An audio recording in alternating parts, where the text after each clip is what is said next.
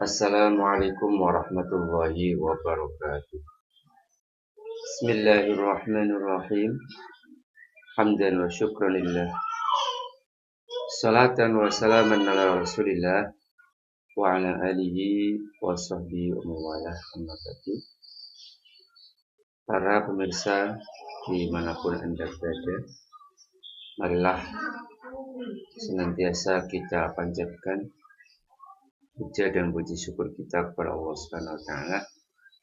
Ya qaulina alhamdulillahirabbil alamin. Alhamdulillah pada pagi hari ini kita bisa mengaji lagi dalam acara rutinan Ahad pagi setiap Ahad pagi.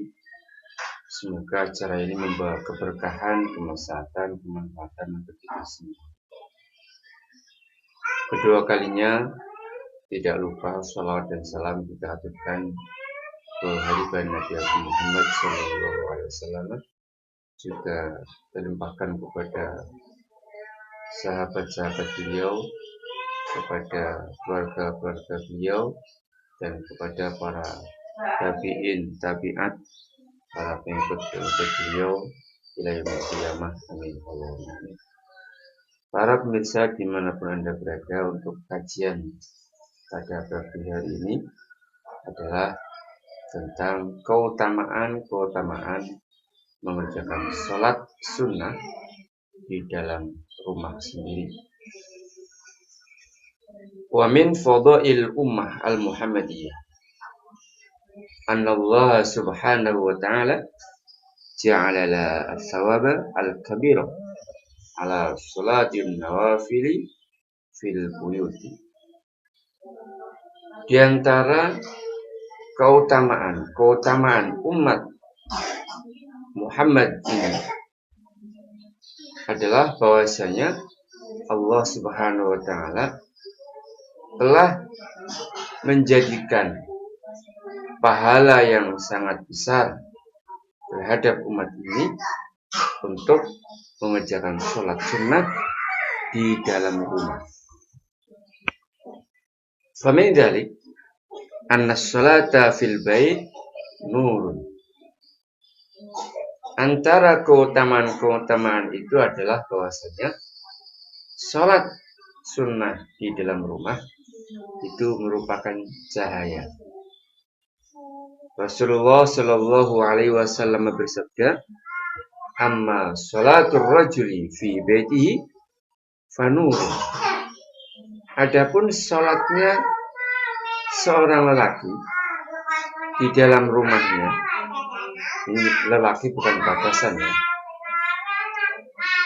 di dalam rumahnya sendiri, fanurun, maka itu adalah cahaya. Fanawiru buyutakum, maka terangilah rumah kalian.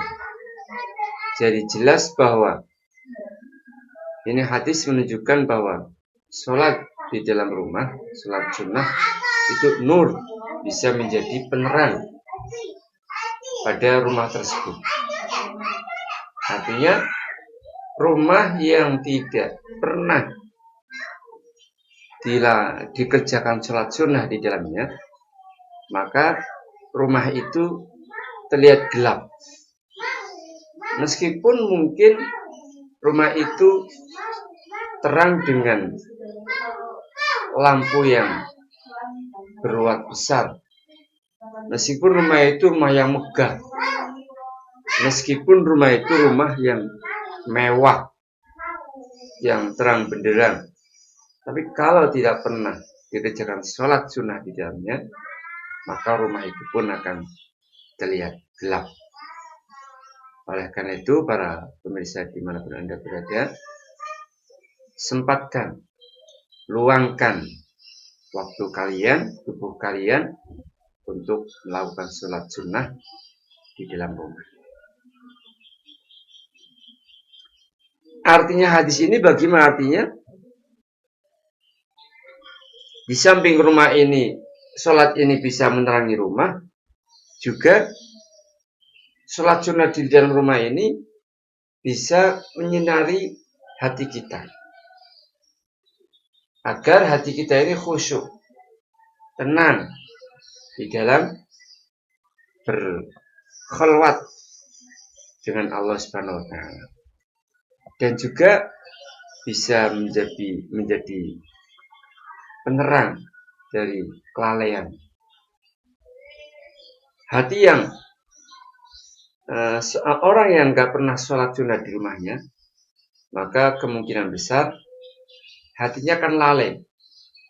Hatinya akan senantiasa lalai. Tapi kalau orang yang sering mengerjakan sholat sunnah di dalam rumah, maka hatinya akan menjadi terang dari kelalaian.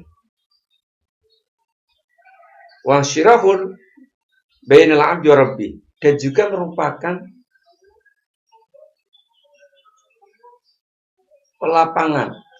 kelapangan antara seorang hamba dan juga Tuhannya.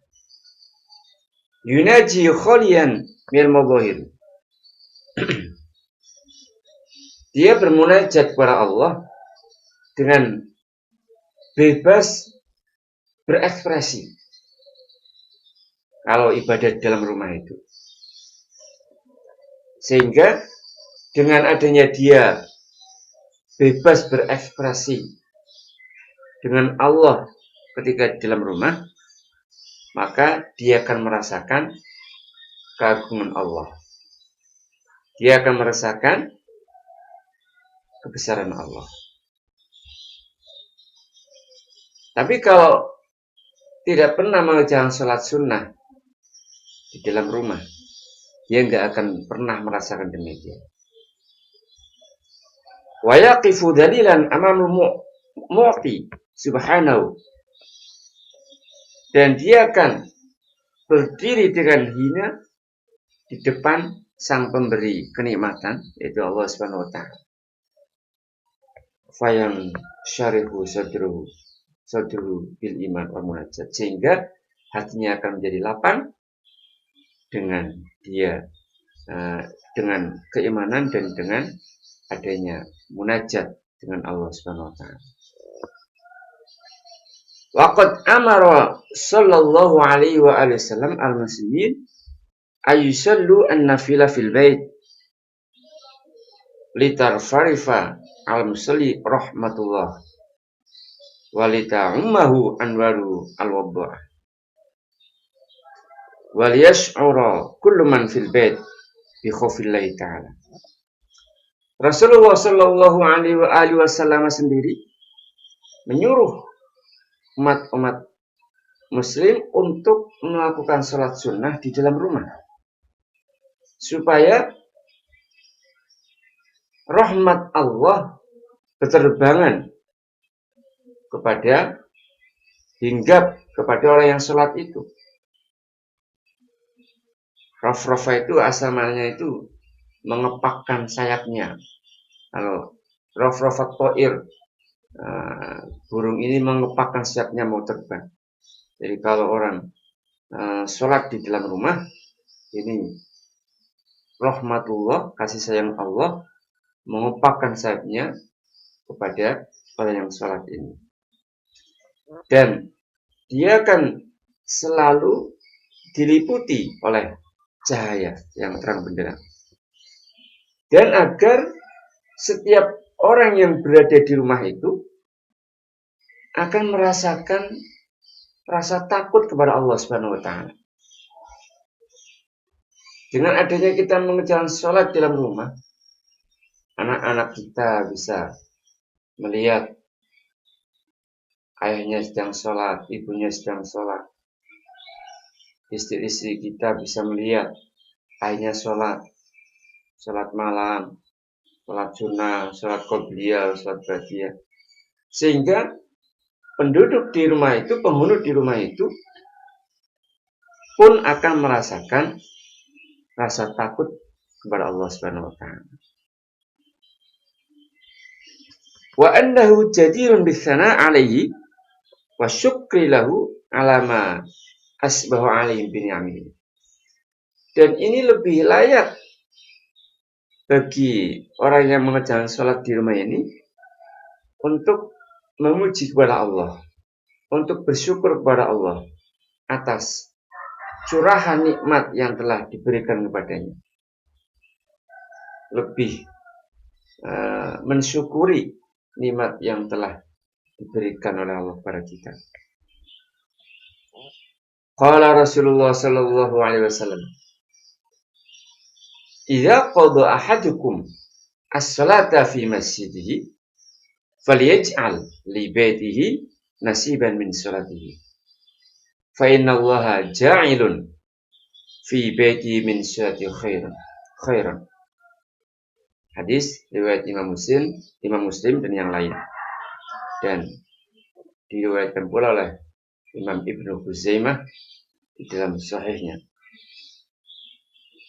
Rasulullah Shallallahu Alaihi Wasallam bersabda, jika salah satu di antara kalian sudah selesai mengerjakan sholat di masjid, maka berilah rumahnya bagian dari sholatnya. Karena sesungguhnya Allah Subhanahu Wa Taala telah menjadikan di dalam rumahnya ini, dari sholatnya ini, sebuah kebaikan. Waqad syabbaha sallallahu alaihi wasallam al-bait alladhi fihi ta'atullah wa dzikruhu wa ibadatuhu wa tasbihuhu wa qira'atul qur'ani fihi annahu malja'us sholihin wa annahu hayyun mamlu'un umronan wa mahatun bisa'adah wassa'ah wa ridha. Rasulullah Shallallahu Alaihi Wasallam sendiri sungguh telah menyerupakan rumah yang di dalamnya ada taat kepada Allah, ada zikir kepada Allah, ada ibadah kepada Allah, ada bacaan tasbihnya kepada Allah, ada bacaan Al-Qur'annya, bahwa rumah yang semacam ini, rumah yang dibuat sholat, rumah yang dibuat zikir, rumah yang dibuat ibadah, rumah yang dibuat tasbih, rumah yang dibuat membaca Al-Quran. Ini Rasul mengatakan annahu malja'us sholihin, merupakan tempat atau hunian orang-orang solih. Dan rumah yang semacam ini akan senantiasa diliputi dengan kebahagiaan, dengan kelapangan, dan juga dengan keridhaan dari Allah Subhanahu wa taala. Sebaliknya, amal baitul ladzi khala min dzikrillah famughfirun wa khawin wa kharibun wa inna amaru anhu fala faidata fi wujudihim wa alaihi syaratul hudud wa yahutu sakhatu wal isyan wa yasrahu wa yamrahu fihi syaitan wa yabitu fihi.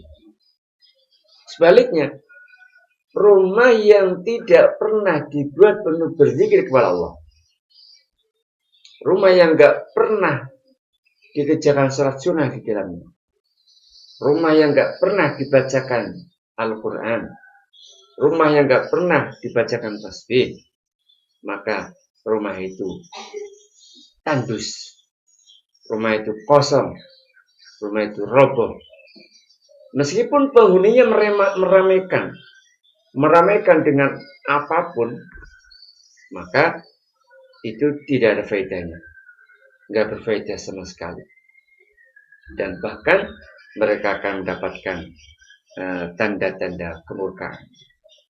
Dan rumah itu pun akan dikelilingi oleh kemurkaan Allah. Dan setan akan bebas menggembalakan diri mereka di rumah tersebut. Artinya rumah yang gak pernah dibuat dizikir oleh Allah, maka ini adalah tempat gembalanya setan. Ibaratnya rumah itu adalah merupakan rumput yang sangat hijau bagi setan. Dan setan akan bersukaria. Wayamrohu fi syaitan, bersukaria. Dalam Kamus Al-Munawwir diterangkan yamrohu ini antara lain maknanya adalah berloncat-loncat. Dari setan bergembira, berloncat-loncat, bersukacita. di rumah yang tidak pernah dibuat untuk berzikir, rumah yang tidak pernah dibuat untuk sholat sunnah. Dan setan juga suka menginap di rumah tersebut. Wayabitu fi, itu adalah tempat atau penginapan setan. Oleh karena itu, para pemirsa dimanapun Anda berada, tentunya kita tidak ingin rumah kita menjadi penginapan setan. Tentunya kita tidak ingin rumah ini menjadi tempat penggembalaan setan. Qala Nabi sallallahu alaihi wasallam, "Mathalul baitil ladzi yudhkarullahu fihi wal baitul ladzi la yudhkarullahu fihi mathalul hayyi wal mayyiti." Hadis riwayat Imam Bukhari dan Imam Muslim, sangat sahih. Kata Nabi, perumpamaan rumah yang disebut nama Allah dan rumah yang tidak pernah disebut nama Allah itu laksana orang yang masih hidup dan orang yang mati. Bayangkan, Allah telah menyerupakan rumah yang di situ untuk berzikir pada Allah seperti orang yang hidup, dan rumah yang tidak pernah berzikir untuk Allah seperti orang yang mati. Walaupun kaya raya, walaupun cantik, walaupun alim, walaupun pintar, profesor, doktor, sarjana hukum dan yang lain, seorang yang mulia di mata masyarakat pemuka masyarakat, tapi sudah mati, maka nggak ada lebih mulia bagi orang yang masih hidup. Ya. Walaupun mungkin dia orang yang melarat, orang yang nggak punya, tapi paling tidak dia masih hidup, masih bernyawa, masih dibuat bisa dimintai pertolongan. Jadi sangat besar perumpamaan rumah yang di situ disebut nama Allah dan rumah yang tidak pernah disebut nama Allah. Yaqulu Ibnu Mas'ud radhiyallahu anhu, sahabat Abdullah bin Mas'ud berkata, saya pernah bertanya kepada Rasulullah sallallahu alaihi wasallam, ayyumal afdal, as-salat fi baiti, apakah salat di rumahku, awis salat fi masjid, atau apakah salat di masjid? Lalu apa kata Nabi? Qala ala taro ila baiti ma aqrabu min masjid fala an usalliya fi baiti ahabbu ilayya bin an usalliya fil masjid illa an takuna salatan maktubatan. Hadis riwayat Imam Ahmad, Imam Ibnu Majah, dan Imam Ibnu Huzaimah di dalam hadis sahihnya. Bahwa ketika Nabi ditanya oleh sahabat Ibnu Mas'ud, mana yang lebih utama antara salat di rumahku dan salat di masjid? Lalu Nabi menjawab, apa kamu nggak melihat rumahku sangat dekat sekali dengan masjid, berdampingan, tapi sungguh aku sholat di rumahku lebih aku sukai daripada sholat di dalam masjid, kecuali kalau sholat yang maktubah, sholat yang fardu. Kalau sholat fardu lebih baik di masjid, tapi kalau sholat sunnah ya lebih utama di dalam rumah. Waqad amara Rasulullah sallallahu alaihi wasallam bi ikramil buyut faqala akrimu buyutakum bi ba'di salatikum. Rasulullah sallallahu alaihi wasallam sendiri pernah menyuruh kita semua untuk memuliakan rumah-rumah kita. Kata Nabi, akrimu buyutakum, muliakan rumahmu. Caranya bi ba'di salatikum, dengan sebagian salat kamu.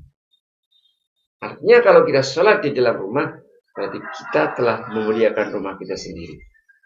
Tapi kalau kita nggak pernah sholat di dalam rumah, maka berarti kita nggak pernah memuliakan rumah kita. Wa fadlu sholatir rajul fi baiti ala sholati haitsu yarahun nas kafadlil faridah ala tatawu. Hadis riwayat Ibnu Huzaimah di dalam kitab sahihnya. Imam Baihaqi. Hadis riwayat Imam Baihaqi dengan sanad yang baik. Kata Nabi, sholat seorang laki di rumahnya sendiri ini lebih utama daripada sholat dia ketika dilihat oleh orang lain. Jadi keutamaan sholat seorang laki di rumahnya sendiri, sekira ya, sholat seorang lelaki, keutamaan sholat seorang lelaki di rumahnya daripada sholatnya dia ketika di depan khalayak ramai, itu kemuliaannya seperti kemuliaan sholat fardu daripada sholat sunnah. Bayangkan, sampai sholat sendiri di rumah, sholat sunnah, tanpa ada yang melihat, tanpa dilihat oleh orang lain, dan sampai sholat sunnah dengan disaksikan oleh orang banyak, itu keutamaannya seperti sholat fardu daripada sholat sunnah. Berarti sangat besar sekali pahalanya sholat sunnah di dalam rumah. Wa maknahu anna sholatan nafilah amaman nas madinatul riya wa madkhin nas iyahu annahu abidun nasikum. Artinya bahwa sholat sunnah kita di depan khalayak ramai ini menjadi berpotensi untuk riya, untuk diuja oleh orang lain bahwa dia orang yang ahli ibadah, dia adalah abidun nasikun. Walakin fil bait ad'a ila rahmatillah wa ab'adu an dunil nifaq wa ayunir ra'in ala jahil ilal mafurdah. Akan tetapi kalau sholat dalam rumah itu lebih menarik pada rahmat Allah, lebih menjauhkan kita dari praduga kemunafikan dan dari mata-mata para penglihat yang suka memuji kita. Kecuali kalau salat fardu ya. Kalau salat fardu lebih baik di rumah. Fata'adda fil masjid jama'atan. Maka salat fardu lebih baik dilakukan berjamaah di masjid. Sebagaimana apa yang dikehendaki oleh Rasulullah sallallahu alaihi wasallam. Wa yusall insan fi baiti masya'a min nafil bi tu'adatin wa tuma'ninatin. Dan hendaknya kalian sholat di rumahnya semau kalian, silahkan ya, dengan tenang, dengan tuma'ninah. Wal fariḍah aktsaru thawaban min nafilah. Jelas kalau sholat fardu jelas lebih utama daripada sholat sunnah. Kebaikan sholat fardu dilipat gandakan, pahalanya sangat besar. Para pemirsa dimanapun Anda berada, oleh karena itu mari kita ramaikan, kita muliakan rumah kita sendiri dengan cara melakukan sholat sunnah di dalam rumah. Nah, kecuali ada beberapa hal di mana walaupun sholat sunnah maka lebih baik diutamakan di masjid. Contoh misalnya dia seorang panutan, dia seorang tokoh masyarakat. Dia kalau sehabis sholat fardu langsung pulang misalnya, nggak pernah sholat di masjid, nanti santrinya atau warganya, tetangganya mengira dia nggak pernah melakukan sholat sunnah. Nah, kalau dia seorang tokoh, seorang panutan, maka ya dia lebih baik sholat di masjid walaupun sunnah. Karena apa? Untuk memberi ibrah atau suri teladan. Atau misalnya sampean tahu nih, ketika sampean mau sholat ada tamu di rumah, sampean tahu, tapi sampean sudah di depan masjid misalnya. Nah, ketika sampean habis sholat fardu, mau ke rumah nanti terganggu oleh tamu atau oleh orang lain. Nah, daripada sampai terganggu, maka lebih baik juga sholat di masjid. Jadi ada beberapa hal yang lebih disunahkan untuk dalam masjid walaupun sholat sunnah. Intinya kita jangan sama sekali tidak pernah sholat sunnah di dalam rumah. Para pemirsa dimanapun Anda berada, sekian pertemuan pada pagi hari ini. Semoga membawa berkah dan manfaat. Marilah kita tutup kajian ini dengan bacaan doa bersama. Al-Fatihah.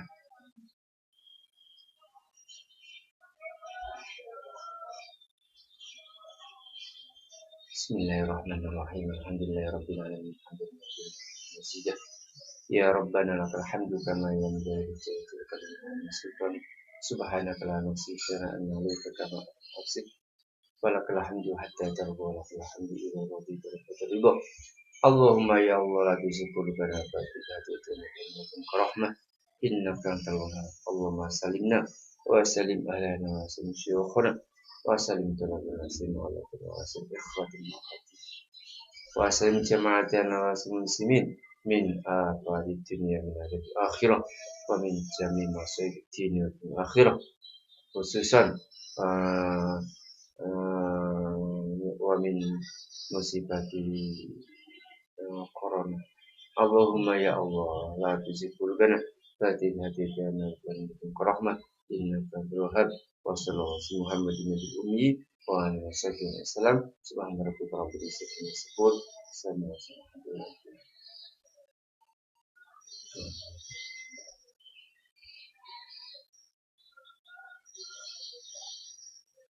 Apabila banyak kesalahan, mohon maaf. Wal-afu minkum. Wassalamualaikum warahmatullahi wabarakatuh.